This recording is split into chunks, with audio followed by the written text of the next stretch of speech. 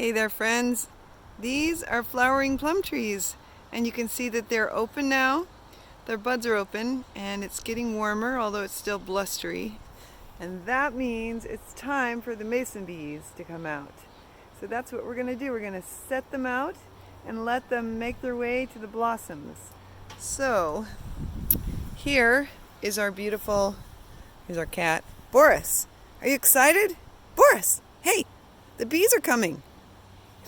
He pretends he doesn't care, but he really does. Oh, look, and here's Bella. She cares so much. She is excited. She knows something's happening. She knows the blossoms are starting to open all over the place. There's some flowers in my neighbor's yard. The mason bees particularly like fruit tree blossoms, and that makes us happy because our apple trees here, we have two different varieties, are just coming into bud. The buds are opening, or blossom, I should say. The buds are set. Over there are the cherry trees that will blossom later in the summer, and they will be pollinated by honeybees and by leafcutter bees. We have some flowers in our grass that bees also like, and other pollinators. And we have a little pear tree here that is just opening up just in time for the mason bees to hatch. There you can see the beautiful blossoms. This is a grafted tree, so there will be 4 kinds of pears growing on that tree, we hope. All right, and over here we have the tube that the mason bees have been wintering in. There it is on the table. And I've kept it in the refrigerator actually until today. And they're in there, the cocoons are in there. And they're gonna just come out. I'm gonna put it up in the bee house here. You can see it. So we just gently set it right next to the bee block. And that is where the bees will lay their new eggs and cocoons for next year, along with the little pollen ball that the larvae will eat.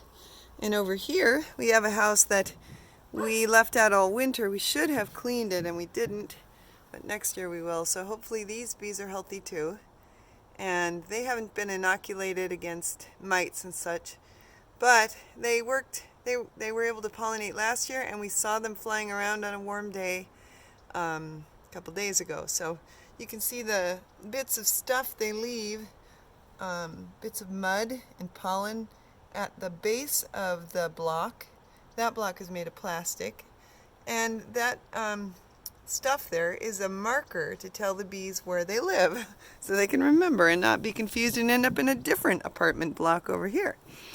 So now we're going to go down to a hole I've dug in the yard. There's the trowel. The mason bee kit that we rented came with a little bag of powdered clay, and although our soil is pretty full of clay already, this clay hole helps them ensure they get plenty of building material for their houses. So there it is. Believe it or not, they find their way here. It's not too far from the bee block. You can see the bee block up there on the back porch. And I used rainwater that we collected in our rain barrels. So it has no chlorine in it, and it's perfectly healthy for the bees. And so they're going to find their way there and use that to clog up their little tunnels with a little egg and pollen ball ready for next year's bees, and then the mud will be used to block up the tunnel section for that bee, that larva. Okay, well, we'll film some more when the bees come out if I can get close enough for you to see them. All right, happy springtime.